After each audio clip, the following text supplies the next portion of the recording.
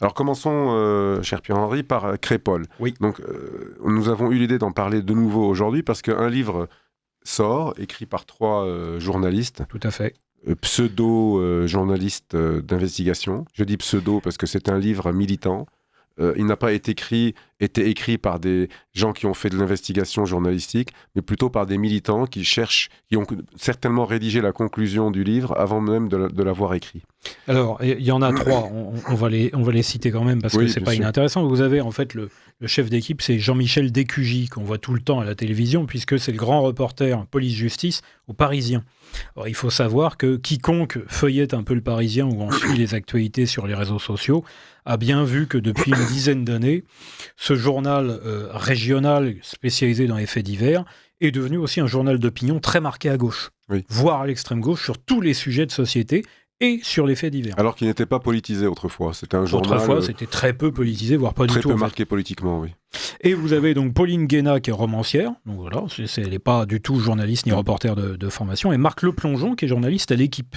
Oui. Et donc d'habitude, il suit des ballons. Il suit pas mais des... vous savez que l'Équipe aussi, qui n'était pas un journal, qui n'est toujours pas d'ailleurs un journal politique officiellement, devient de plus en plus politique, parce que l'Équipe se mêle de politique tout le temps, et toujours dans le même sens. Et Dieu sait que le sport et les sports collectifs en France en particulier sont un enjeu politique. Alors donc ils ont fait publier chez Grasset, je crois, une enquête qui s'appelle Une nuit en France et qui relate, disent-ils, l'emballement médiatique qui a eu lieu à partir de l'attaque en fait, du bal de Crépol en novembre 2023, attaque qui a abouti à la mort du jeune Thomas Perotto, et mais pardon, avec d'autres victimes grièvement blessées. Vous venez de dire l'emballement. Vous voyez, ils choisissent les mots pas du tout par hasard. L'emballement médiatique, pour eux, ça veut dire qu'on a exagéré, qu'on a gonflé l'affaire. C'est ça que ça veut dire, emballement médiatique. C'est-à-dire que pour eux, c'est une affaire banale, une rixe, comme on a dit, une bagarre entre jeunes dans une soirée quelconque, et il n'y avait pas de quoi en faire une affaire nationale. On s'est emballé. Alors ils sous-entendent que c'est la presse d'extrême droite, suivez mon regard, groupe Bolloré, etc., et les partis d'extrême droite, suivez mon autre regard, le RN, Zemmour et le RN, voilà. etc., et qui ont toujours le même mot. Transformer le fait divers. Oui, mais surtout, rappelez-moi le mot qu'on utilise régulièrement, récupérer. Oui, récupérer.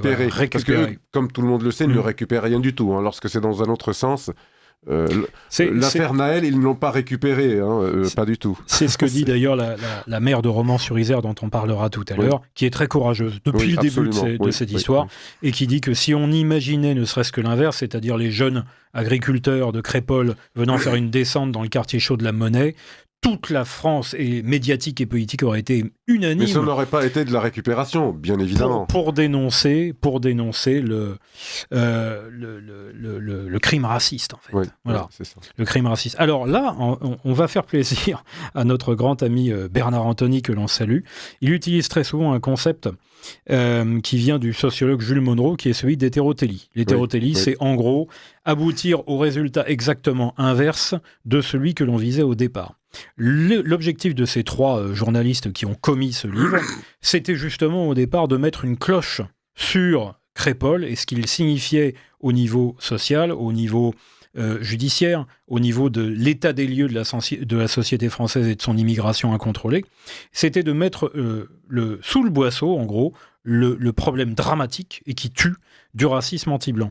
Or, en fait, non seulement le contenu lui-même de leur livre prouve l'inverse, et tout ce qui s'est enchaîné depuis leur passage à la télévision, où ils ont commencé par affirmer que le racisme anti-blanc n'existait pas et que d'ailleurs il n'était pas reconnu par le droit français, par les tribunaux, ce qui est une stupidité sans nom, a produit l'exact effet inverse, puisque l'on voit des responsables politiques. Alors il y a eu Bruno Retailleau, mais il y a eu aussi une autre secrétaire d'État du gouvernement Bayrou, et on a même Roussel du Parti communiste français, qui a affirmé la veille du jour où nous enregistrons que le racisme anti-blanc existait bien. Vous voyez, même évidemment, parce que son électorat en est victime. Son électorat en est victime. Parce que vous savez, dans l'extrême gauche maintenant, les blancs votent Roussel et les non-blancs votent LFI. C'est pas compliqué, voilà. C'est un peu ça.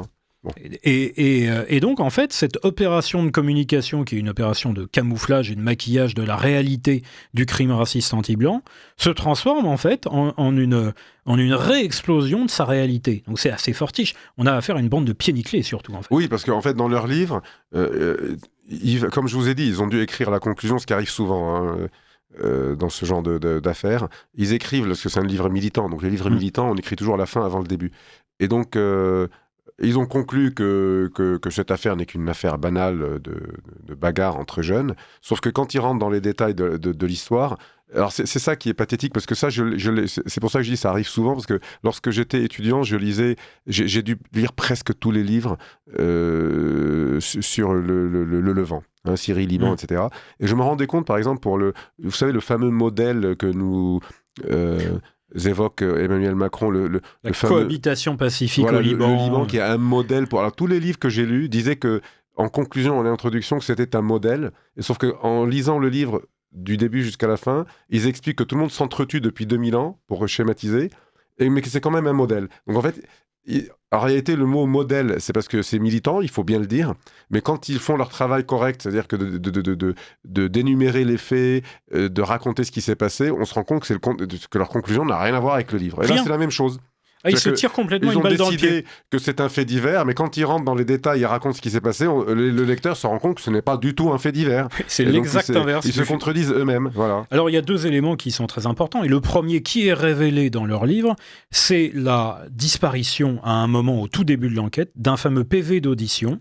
Et ce PV d'audition qui a été fait à la demande de la gendarmerie par une expert criminologue au moment des toutes premières auditions des victimes et des témoins après le bal de Crépol en novembre 2023, prouvait que plus d'une dizaine de personnes avaient entendu des injures racistes anti-blancs lors de cette attaque, et ce PV a été escamoté. Oui. Il a disparu, en fait il a été rangé dans des dossiers qui sont des PV de garde à vue, je crois, qui ne sont jamais généralement consultés lorsque le juge d'instruction diligente son enquête.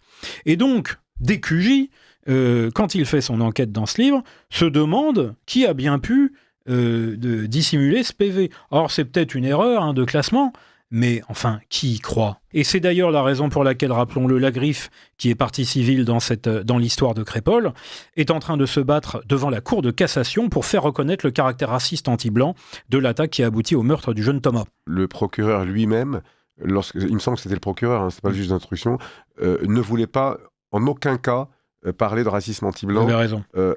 Donc on voit bien que, moi la phrase j'ai confiance en la justice de mon pays, je la récuse totalement. Non, moi je n'ai aucune confiance dans la justice de mon pays parce qu'elle est dirigée par des militants politiques majoritairement très très à gauche et qui parce qu'on peut être à la limite un magistrat de gauche et juger de manière impartiale. Juger en droit, impartialement. Ça existait autrefois, mais ça n'existe plus aujourd'hui. Parce que maintenant, non seulement ce sont des gens... Alors, il y a des gens d'extrême gauche et il y a les militants. Et en ce moment, de nos jours, la plupart d'entre eux sont des militants et ils ne sont pas là pour juger, ils sont là pour appliquer leur programme. Vous voyez ? Et donc c'est évident, ça ne fait aucun doute que la magistrature, enfin, dans cette affaire, eux aussi ont rédigé la conclusion avant même. Il n'y a pas besoin de faire une enquête, parce qu'ils ont décidé de la conclusion de cette affaire. C'est-à-dire, effectivement, il y a des coupables, mais ils sont venus comme... Alors eux, dans leur livre, les journalistes, ils nous expliquent... On devine un peu ce livre, en réalité... en le lisant, on se dit, mais c'est un peu le texte que la justice va réciter à la fin de cette affaire. Donc c'est un peu une sorte de préambule. Et donc, quelle est la conclusion ? La conclusion, c'est ce qu'ils disent dans leur livre, c'est que ce sont des jeunes qui sont venus s'amuser, pas comme ça, sans arrière-pensée, et puis ça a mal tourné. Je ne savais pas qu'on vient s'amuser dans une soirée avec des couteaux. Alors oui, mais ça, pour eux, c'est banal. Voilà. Il vous explique qu'en fait, c'est normal chez ces jeunes-là, parce que ça leur sert à couper leur shit quand ils se font des joints. Ah oui, oui. Donc c'est normal d'avoir des couteaux. Alors des couteaux de boucher avec des lames de 20 cm. Moi je pense que c'est normal, ils ont raison, mais pas du tout pour les mêmes raisons. Ouais. C'est normal parce que c'est normal parce que c'est culturel. Voilà. Vous comprenez ? Parce que c'est culturel, parce que le couteau, c'est une arme qui est culturellement ancré dans certaines cultures africaines et maghrébines et arabes. Et c'est comme ça. Pour l'anecdote, il y a quelques jours, ma nièce qui est dans une école catholique privée à Paris m'apprend qu'il y a eu un scandale à l'école, la police est intervenue et tout, parce qu'il y a un jeune de son lycée, en terminale, qui était porteur d'une arme à feu. Et donc, alors ils s'en vantaient. Donc comme ils s'en vantaient, ça s'est su, et ils ont appelé la police, ils ont paniqué. Et j'ai tout de suite deviné que ce jeune en terminale qui avait une arme à feu n'était pas un pseudo-terroriste, ni un OQTF. Bon, remarquez, dans une école catholique privée à Paris, il y avait peu de chance. Mais en tout cas, j'ai deviné que c'était un Français lambda. Pourquoi ? Mais parce que je m'étais dit, si c'est un Français d'origine maghrébine ou autre, il n'aurait pas une arme à feu, il aurait un couteau. Oui. Voilà, et qu'il l'utiliserait. Alors que lui, son arme à feu ne l'utilisera pas, c'était juste pour la frime. Autre élément qu'il y a dans le livre, parmi plein d'éléments qui démontrent l'exact inverse que la propagande mensongère des trois auteurs. Alors là, c'est au début d'un chapitre qui s'appelle En cavale, et c'est le compte-rendu, en fait, d'une écoute téléphonique d'un des suspects incarcérés en détention provisoire, du prénom de Chaïd, parce qu'on s'imagine bien que c'est pas Jean-Michel ni Maurice. Donc Chaïd nous explique au téléphone que voilà, c'est parti en couille sa mère la pute, excusez-moi, c'est dans le texte. Par Allah, les Français, ils ont voulu nous bouler, on était 15 arbés, ça veut dire des Arabes, et on était 15 arbis, ils ont essayé de nous faire blablabla, on sait pas quoi, on leur a niqué leur mère à la fin, c'est parti en meurtre, sa mère la pute, Starfourla ou Arbi Wallah. Donc, Là, tous les mots sont importants, bien évidemment, bon, sa mère la pute, ok, mais d'un côté, vous avez les Harbis, de l'autre, vous avez les Français. Et qu'on vienne pas, que la propagande de gauche arrête de nous mentir de la même manière depuis 50 ans, en nous disant qu'il n'y a pas une différence entre les Français de souche et les étrangers, et que même à la 3e ou 4e génération, ces gens-là se sentent Français. Non, mais même s'ils ont des papiers. Ils le disent eux-mêmes. Voilà, ils le disent eux-mêmes. Moi, j'ai déjà eu une conversation avec ce genre de personnages qui m'ont dit très sincèrement, très clairement, au moins ils ne mentent pas eux, et ils m'ont dit mais moi je m'en fiche de ma carte d'identité. Ils avaient la carte d'identité française, et c'était, vous savez quand c'était cette conversation ? En 1996. Ah oui, ça remonte loin. Donc ça remonte à loin. Ce n'est pas nouveau tout ça. En 1996, j'étais un peu embêté par une quinzaine de jeunes. J'engage la conversation pour calmer un peu, vous savez, j'étais seul face à 15 personnes, et on discute. J'ai dit, mais vous êtes français ? Ils me disent, ah non, mais nous, on s'en fiche de notre carte d'identité. Ils sont pas là pour ça ? Ils m'ont dit, la France nous a colonisés, c'est à nous de la coloniser. C'était en 1996 déjà. Voilà, donc ces jeunes de 1996 ont aujourd'hui 40 ans. Et c'est une vieille histoire. Et plus on avance dans le temps, et plus ça s'empire. Et donc voilà, c'est effectivement, voilà, on peut être français, on peut être de papier, enfin ce que Zemmour a appelé les Français de papier. Ça a choqué beaucoup de monde, mais c'est une réalité. Et Jean-Marie Le Pen avant lui. Oui, c'est une réalité. Bien évidemment que c'est une réalité. Alors moi, j'aimerais saluer aussi le courage, on en parlait tout à l'heure, de Marie-Hélène Toraval, qui est la maire de Romans-sur-Isère. Et depuis donc le meurtre de Thomas Perotto en novembre 2023, c'est une élue locale qui est extrêmement courageuse, qui ne mâche absolument pas ses mots, ni sur le caractère raciste anti-blanc de ce meurtre et de cette attaque, ni sur les problèmes de violence et de criminalité qu'il y a, en particulier dans le fameux quartier de la Monnaie à Romans-sur-Isère, ni sur les liens entre ses mœurs, ses habitudes culturelles et l'islam radical, parce qu'il y a toujours un lien entre les deux, puisque ce sont généralement des populations musulmanes qui ont ce genre de mœurs et qui font en même temps, qui poussent en même temps un agenda islamiste. Pas toujours le cas, mais c'est souvent le cas. Et c'est quelqu'un de très courageux. On va peut-être en parler quelques minutes après notre pause Bobino. Absolument. Vous appréciez cette émission ? Alors aidez Radio Courtoisie à en produire d'autres. Rendez-vous sur soutenir.radiocourtoisie.fr. Merci d'avance.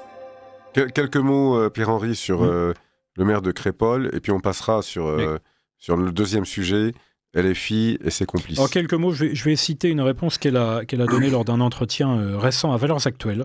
Le journaliste lui demandait si la sortie du livre de DQJ et de ses deux complices ne relançait pas une autre polémique, donc celle du PV disparu mentionnant le racisme anti-blanc comme un mobile potentiel, et demandait donc à Marie-Hélène Toraval sa réaction. Elle répond, je la cite, « Je me souviens d'une rencontre entre Olivier Véran, alors ministre, et des familles de victimes, quelques jours seulement après le drame. Toutes les familles présentes, toutes, ont attesté de propos ouvertement anti-blancs, anti-français, qui ont été proférés par les assaillants lors de l'attaque. Je ne suis pas là pour prendre parti, je remarque simplement que cette thèse a été écartée d'un revers de main. » Question du journaliste, le racisme anti-blanc est-il tabou ? Nier son existence, répond Marie-Hélène Toraval, nier son existence est une absurdité. Le racisme ne peut pas aller que dans un sens. Imaginez un seul instant que les événements aient été inversés, que ce soit des jeunes de Crépol qui débarquent et s'attaquent à une fête dans le quartier de la Monnaie.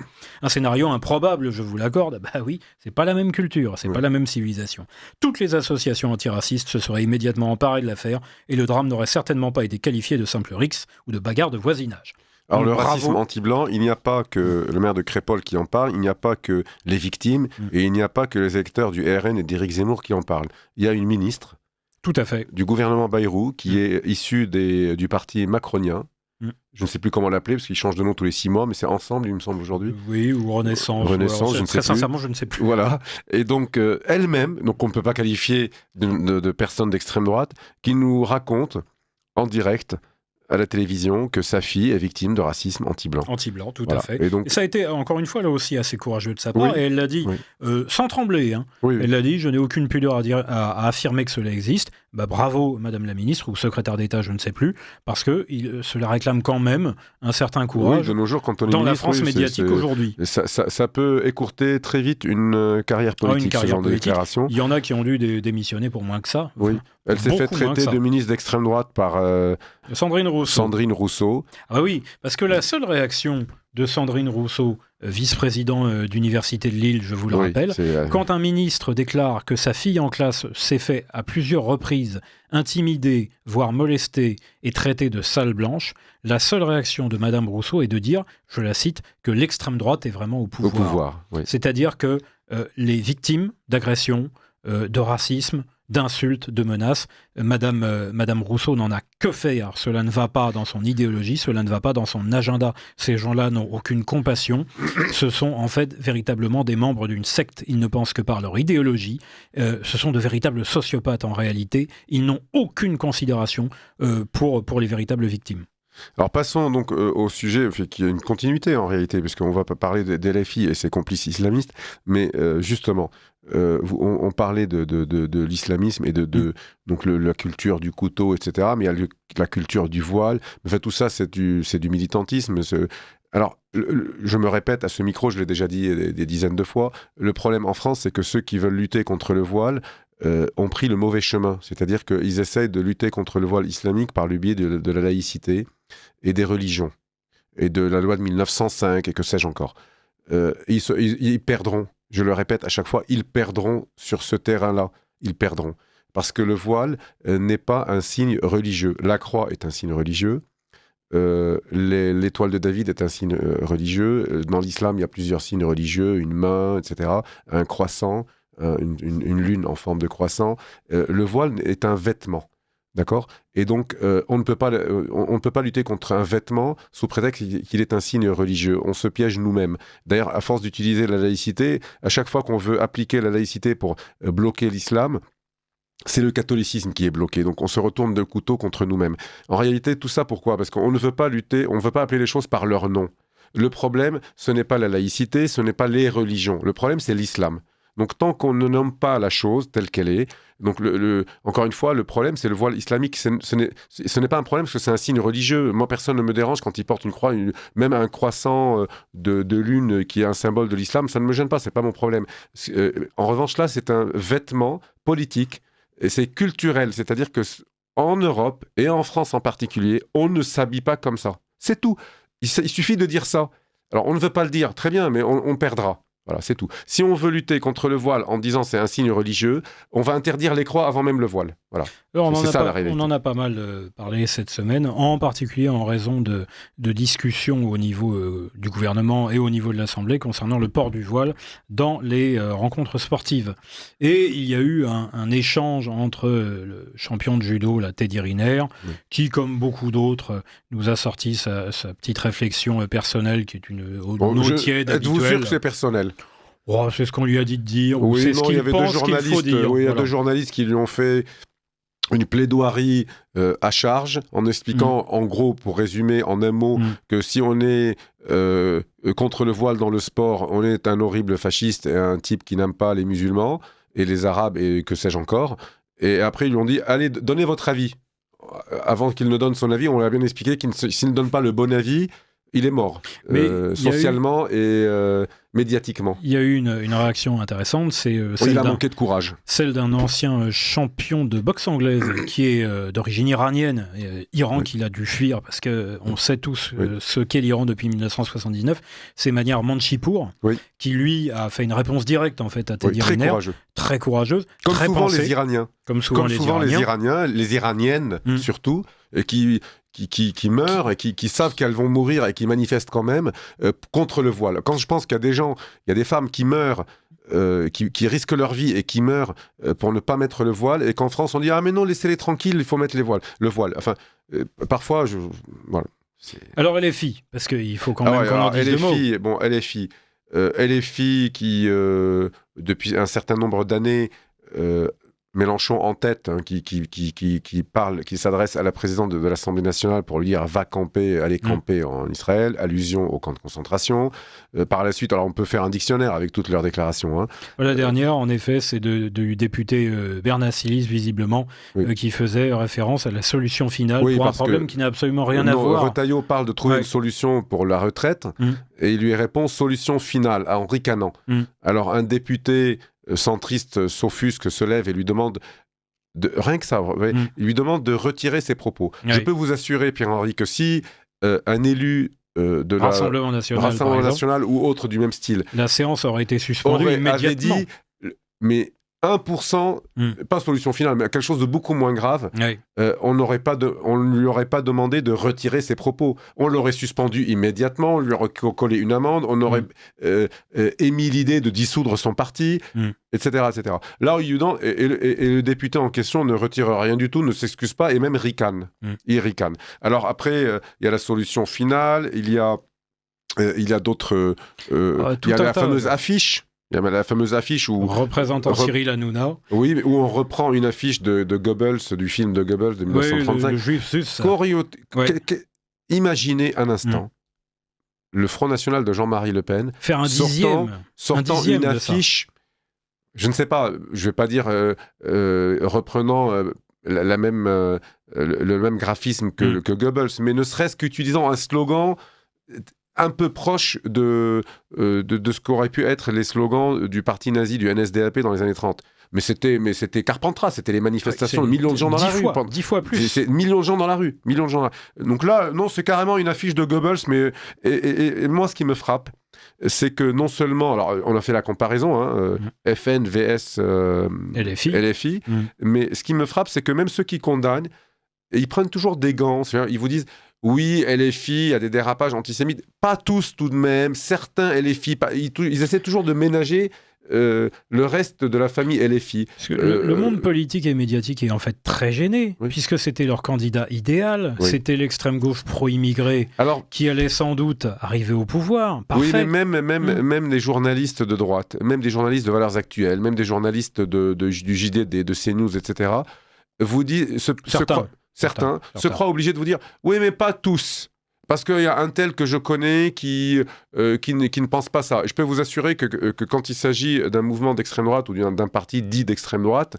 l'amalgame est plus que permis. À partir du moment où même si vous n'en faites pas partie, à partir du moment où vous le défendez, ça y est, vous êtes un nazi terminé. Vous êtes un allié de la bête immonde. Vous êtes mort. Donc là, il y a une sorte d'indulgence incroyable vis-à-vis de ce parti. Alors parfois on vous dit le député qui a dit solution finale, c'est juste parce que c'est des incultes, c'est des illettrés.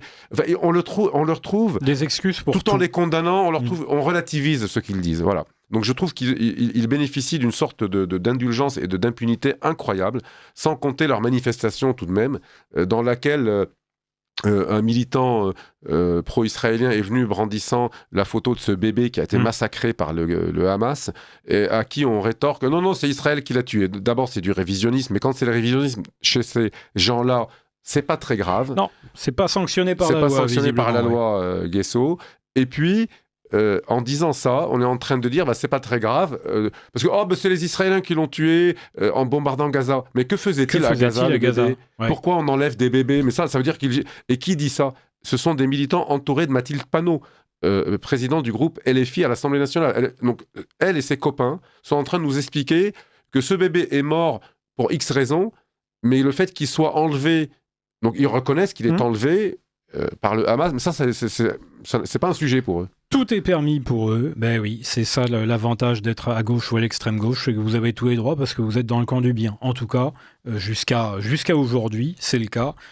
Dieu seul sait si ça sera encore le cas demain. Mais c'est un peu de notre faute aussi, comme je l'ai dit pour conclure, c'est parce que à droite, c'est comme tout. À gauche, il y a une sorte d'ostracisme, vous êtes ostracisé. À droite, on donne la parole à l'adversaire, on relativise, on est trop gentil en fait. On est trop gentil. On arrive à la fin de cette émission, on se retrouve lundi prochain, 17h30, pour un nouveau numéro de Culture et Politique. Merci Richard. Merci Pierre-Henri, à bientôt. Bonne semaine. À bientôt.